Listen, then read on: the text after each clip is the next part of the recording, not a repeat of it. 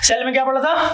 हाँ, the fundamental basic structural and functional unit of life. ठीक है, तो सबसे पहला क्या कहा, चैप्टर देखा था हम लोगों ने, दिया था फंडामेंटल यूनिट ऑफ लाइफ। क्या कहा था? Fundamental unit of life. और इसमें हम लोगों ने लाइफ को भी डिफाइन करा था, है ना। Manifestation of all the metabolic reaction going inside an organism को लाइफ कहते हैं। जब तक एक ऑर्गेनिज्म में किसी भी तरह का मेटाबॉलिक रिएक्शन चल रहा होगा तब तक कहेंगे कि हाँ उसमें है, लाइफ है। सही है, ठीक है। तो फंडामेंटल की जब हम लोग बात किए थे तो हम लोगों ने उसको दो टॉपिक्स में डिफाइन करा, दो अलग अलग सब टॉपिक्स में डाला। ठीक है, फंडामेंटल सबसे बेसिक्स याद होगा कि बिल्डिंग के एक छोटे छोटे ब्लॉक्स होते हैं, बिल्डिंग के छोटे छोटे ब्लॉक्स होते हैं। ठीक उसी तरह से एक ऑर्गेनिज्म जो होता है सबसे छोटी यूनिट से जिससे बना होता है, ठीक है, वो क्या होता है? सेल होता है। तो कह सकते हैं कि स्ट्रक्चरली भी फंडामेंटल है, स्ट्रक्चरली भी फंडामेंटल है। ठीक है, फंक्शनली की बात करें, जब फंक्शनल जो होता है ना, तो ये फंक्शनली भी होता है फंडामेंटल। तो जब फंक्शनली का क्या मतलब हुआ, फंक्शन का कहने का मतलब क्या हुआ? तो देखो, फंक्शन कहने का मतलब ये हुआ कि सबसे छोटा यूनिट जो काम कर रहा है एक ऑर्गेनिज्म में, ठीक है, सबसे छोटा यूनिट जो काम कर रहा है एक ऑर्गेनिज्म में, वो क्या है? सेल है। क्या है? सेल है। ठीक है, तो सर सेल को तो हम लोगों ने थोड़ा सा रिकॉल कर लिया। ठीक है, टिश्यू पर आ ही जाते हैं, आते हैं, बड़े अच्छे अच्छे प्यारे प्यारे टिश्यूज बने हुए। ठीक है, टिश्यू क्या है? A group of cell performing similar function and having similar origin is known as tissue. जिस तरह से सेल के हम लोग दो पार्ट देखे, ठीक उसी तरह से हम लोग टिश्यूज के भी दो पार्ट देखेंगे।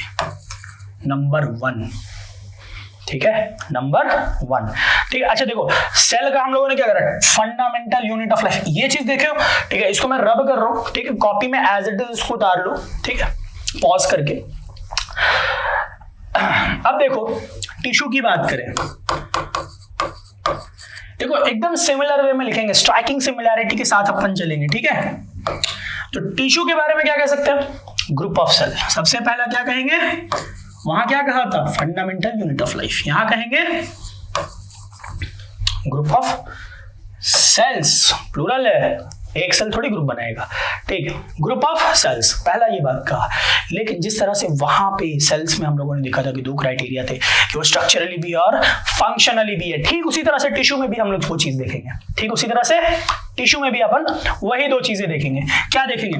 Point number 1, having similar origin. कैसा होना चाहिए वो? हैविंग सिमिलर ऑरिजिन, मतलब सेम जगह से उसको ले रहे हैं। अगर हार्ट से ले रहे हैं तो हार्ट से, ऐसा नहीं कि हम लोगों ने हेयर से एक सेल लिया, स्किन से एक सेल लिया, ब्रेन से एक सेल लिया, ठीक है, फिर आपके क्या बोलते हैं लेग से एक सेल लिया और लेके सबको एक ग्रुप बनाया और कहा देखो ये टिश्यू है।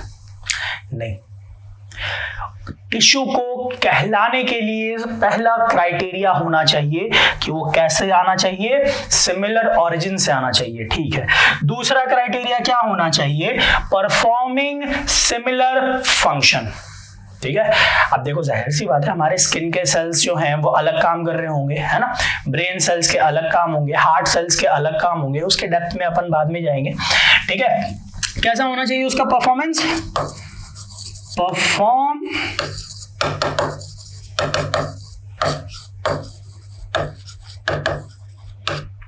सिमिलर फंक्शन, तब कहलाएगा वो टिश्यू। देख रहा सिमिलैरिटी दिख रही है अब? ठीक है, तो टिश्यू भाई साहब हर ऑर्गेनिज्म में होगा, जिस तरह सेल होते हैं हर ऑर्गेनिज्म में, है ना। तो हर ऑर्गेनिज्म की बात करें तो सारे organism broadly mind my words, broadly दो पार्ट में डिवाइडेड है। ऐसे 5 किंगडम क्लासिफिकेशन अब तो 6 भी हो गया। ठीक है, उन पे हम लोग बाद में जाएंगे, है ना, जब 11-12 में जाएंगे तब वहां पे हम लोग ये चीज देखेंगे। खैर फिलहाल अपने लेवल पे रहते हैं। तो जब इसकी बात कर रहे होंगे हम लोग, टिश्यू की हम लोग बात कर रहे होंगे, ठीक है, तो ब्रॉडली दो पार्ट में डिवाइड करेंगे। एक होगा प्लांट टिश्यू और एक होगा animal tissue. Right now we are discussing about animal tissue. Selfish आदमी हम लोग अपने बारे में सोचते हैं, तो अपने बारे में सोचेंगे, ठीक है। किसके बारे में बात होगी? Animal tissue. अब देखो एनिमल टिश्यू जो है, ठीक है, वो डिवाइड किए गए हैं 4 डिफरेंट या ब्रॉड मेजर टाइप्स में, ठीक है, 4 डिफरेंट कहो या ब्रॉड मेजर टाइप्स में, ठीक है। सबसे पहला जो हम लोग स्टडी करेंगे वो होगा एपिथेलियल टिश्यू, दूसरा जो हम स्टडी करेंगे वो होगा मस्कुलर टिश्यू, तीसरा जो स्टडी करेंगे कनेक्टिव टिश्यू, और चौथा नर्वस टिश्यू, है ना। सर नर्वस टिश्यू काफी नर्वस लग रहा है, हाँ तुम्हारे जैसा ही है। चलो आगे आते हैं, ठीक है। तो अब डिवीजन हम लोग देख रहे हैं, क्लासिफिकेशन जिसे कहते हैं, ठीक है। हम लोग इसके फंक्शंस पे भी देखेंगे और इसके नाम पे भी देखेंगे कि किस तरह से हम लोग इसको क्लासिफाई कर रहे होंगे।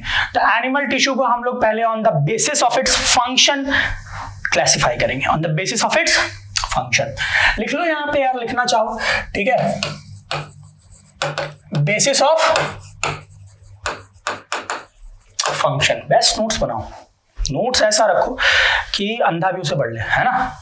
नहीं तुम उसे पढ़ सको, वो बेस्ट नोट्स होगा। तुम्हारे हाथ के नोट्स बेस्ट नोट्स होंगे। दुनिया का कोई टीचर और कोई प्लेटफॉर्म तुम्हें कोई बेस्ट नोट्स नहीं दे सकता है। बेस्ट नोट्स वही होंगे तुम्हारे लिए जो तुम बनाओगे, ठीक है। On the basis of function से डिवाइड करेंगे 4 ब्रॉड टाइप्स में, एपिथेलियल, मस्कुलर, कनेक्टिव और नर्वस, ठीक है। अब फर्दर डिवीजन किस बेसिस पे कर रहे होंगे देखते हैं, ठीक है।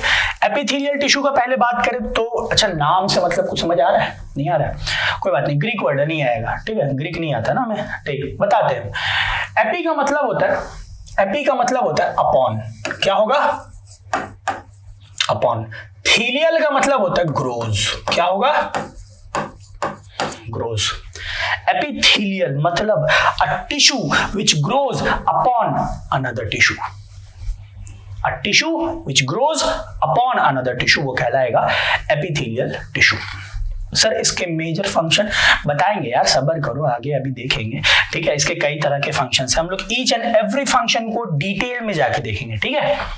चलो इसको डिवाइड किया गया, ठीक है। इसको डिवीजन जो हुआ फर्दर, जो बेसिस ऑफ क्लासिफिकेशन कहते हैं हम लोग, वो ब्रॉडली 2 पार्ट्स में किए गए। एक तो कुछ शेप के बेसिस पे भी किया गया, किस बेसिस पे किया गया?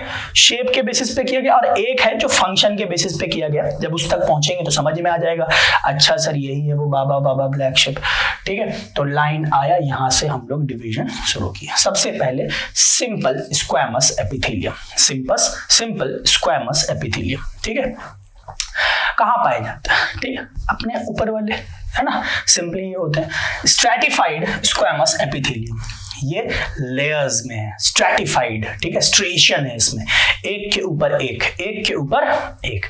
कॉलमनर एपिथेलियम, ठीक है, कैसा है? कॉलम है, कैसा है? कॉलम है, ठीक है। सिलिएटेड कॉलमनर, अच्छा मतलब कॉलम तो है, साथ में उसके साथ क्या है? हेयर लाइक स्ट्रक्चर, सीलिया भी मौजूद है, हेयर लाइक स्ट्रक्चर, सीलिया भी मौजूद है। अच्छा क्यूबॉइडल एपिथेलियम, सर बच्चों वाला गेम हो गया अब तो, है क्यूबॉइड है, कैसा है? क्यूबॉइड है, कनेक्ट कर लो यार, ठीक है, वैसे ही बने हुए हैं, ठीक है, इस तरह से बन के चल रहे हैं, ठीक है। ग्लैंडुलर एपिथेलियम आ गया, वही बाबा ब्लैक शेप, वो है ब्लैक शेप, ठीक है। यहां तक तो चलो शेप पे डिविएशन था, क्लासिफिकेशन था, यहां शेप पे बेसिस पे नहीं है, यहां इसके बेसिस ऑफ फंक्शन पर है। कैसे सर? ग्लैंड्स का काम क्या है? सही जवाब सिक्रीशन। क्या है? सिक्रीशन।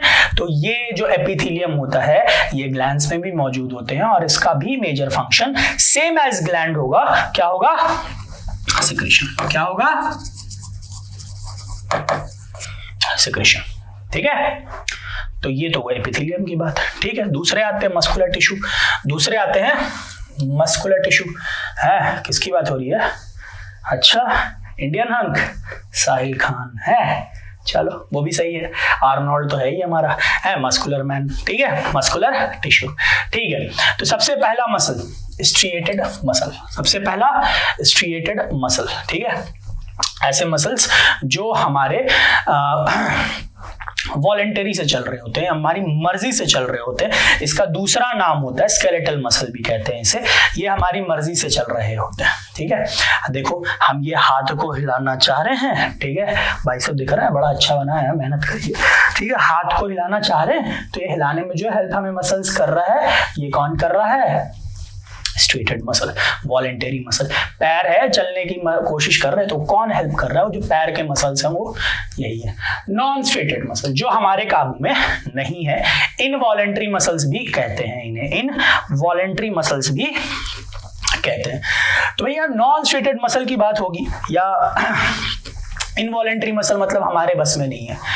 हम लोग के जब खाना खा रहे होते तो हमारे पेट में एक मसल होता है ना, हमारे ईसोफेगस में एक मसल होता है, ठीक है। ये सारे मसल्स की कॉन्ट्रैक्शन रिलैक्शन हमारे हाथ से नहीं चलते हैं, तो ये इनवॉलेंटरी मसल्स होता है, ठीक है। कार्डियक मसल, कार्डियक मसल क्या है भैया? देखो दो तरह से कहा जा सकता है इसे, ठीक है। पहले तो कहते हैं कि अब मिक्सचर होता है दोनों का, है ना, स्ट्रेटेड और अनस्ट्रेटेड का मिक्सचर होता है, चलो ठीक है। लेकिन मैं बता रहा हूं इन्हें, और खास ये जो कार्डियक मसल है ये सिर्फ हार्ट के लिए है। किसके लिए है? हार्ट के लिए। हमारा हार्ट बहुत खास है, इसीलिए किसी ने एक को दो और एक को दो, ठीक है, इंपॉर्टेंट दोनों है। तो कार्डियक मसल, ठीक है। क्या सर अभी 10 में है हम लोग, लड़की ही पटवा रहे हो? नहीं, ठीक है। कार्डियक मसल हमारे स्पेसिफिकली हार्ट के लिए होता है और हार्ट के लिए इन्हें डिजाइन किया जाता है, ठीक है। कौन करता है? अरे द नेचर करता है, द ग्रेट डायरेक्टर करता है, द ग्रेट इन्वेंटर करता है, नहीं। कार्डियक मसल ये स्पेसिफिकली हार्ट में पाया जाता है। हाँ, बात सही है कि इनवॉलेंटरी हम लोग काबू में नहीं रखते हैं, नहीं। हाँ, ऐसे भी काबू में रखते तो ये हाल थोड़ी होता आज। कनेक्टिव टिश्यू, नाम से कुछ पता चल रहा है, कनेक्ट करना इसका काम है। इसका काम क्या है? कनेक्ट करना, ठीक है। फंक्शन के बेसिस पे हम लोग बात हो रही है, ठीक है। चलो अब कनेक्टिव टिश्यू में क्या क्या है? कनेक्टिव टिश्यू प्रॉपर है एक, ठीक है, कनेक्टिव टिश्यू प्रॉपर है एक, फिर है सपोर्टिव कनेक्टिव टिश्यू, फिर है फ्लूइड कनेक्टिव टिश्यू, ठीक है। हम लोग इसमें देखो क्या क्या देखेंगे, हम लोग एरियोलर टिश्यू देखेंगे, एडिपोज टिश्यू देखेंगे, ठीक है, कार्टिलेज देख रहे होंगे, बोन देखेंगे और ब्लड देखेंगे। लिम्फ हमारे सिलेबस में नहीं है और ये थोड़ा सा आगे जाके है, ठीक है। चलो इनके बारे में तो हम लोग डिटेल में बात होगी, उसके क्लासिफिकेशंस किस बेसिस पे की गई हैं, ठीक है। नर्वस टिश्यू और न्यूरल टिश्यू। अच्छा देखो ये जो वर्ड लिखा है ना न्यूरल टिश्यू, इसका एक रीजन है, ठीक है, बताते हैं। बहुत सारे बच्चे जो होते हैं ना वो जब छोटे होते हैं, जब होता है 1 क्लास 2 क्लास में होते हैं, ट्रेन में जाते हैं तो एक खास तरह की किताब मिलती है जिसमें स्केलेटल मसल्स और रेड मसल मैन बना होता है, तो उसमें नर्वस टिश्यू भी बोल देता है, ठीक है। तो हम लोग नर्वस का मतलब ये समझ लेते हैं, ठीक है, कि जो हमारे नसें हैं, वेन हैं, ठीक है, बचपन में, ठीक है, 1-2 की बात हो रही है उस लेवल पे, ठीक है। बहुत सारे ऐसे लोग हैं, ठीक है, इंक्लूडिंग मी, ठीक है, उस समय अभी नहीं। तो हम लोग ये समझ लेते कि यही नर्वस है ना, यही नर्वस है। नहीं, ऐसा नहीं, वो नर्व्स नहीं है, ठीक है, वो डिफरेंट चीज है, वो वेन्स आर्टरीज वो डिफरेंट चीज है, ठीक है। नर्वस टिश्यू की बात करिए, स्पेसिफिकली ब्रेन में पाए जाते हैं, ठीक है। इनका काम क्या होता है? इनका काम होता है सिग्नल कैरी करना, सिग्नल कैरी करना। तो सर और कहीं नहीं होता है हमारी पूरी बॉडी में होता है, तभी तो सेंसेशन मिलता है। लेकिन वो करता क्या है? वो करता ये है, एक जगह से सिग्नल लेके ब्रेन पे भेजता है, ठीक है। सारे फिर सिग्नल की मतलब निकाले जाते हैं और जो एक्शन लेना होता है हमारे ब्रेन को, वो एक्शन डिटरमाइन करके वो सिग्नल वापस दूसरे बॉडी पार्ट में भेजता है, ठीक है। इसे भी हम लोग देखेंगे। तो ये था क्लासिफिकेशन और ये आपको याद होना बहुत जरूरी होता है कि किस बेसिस पे करना है, ठीक है। और जिस तरह से बताया गया है ठीक उसी तरह से अगर आप इसे करें तो ज्यादा बेहतर और आसान होगा, ठीक है।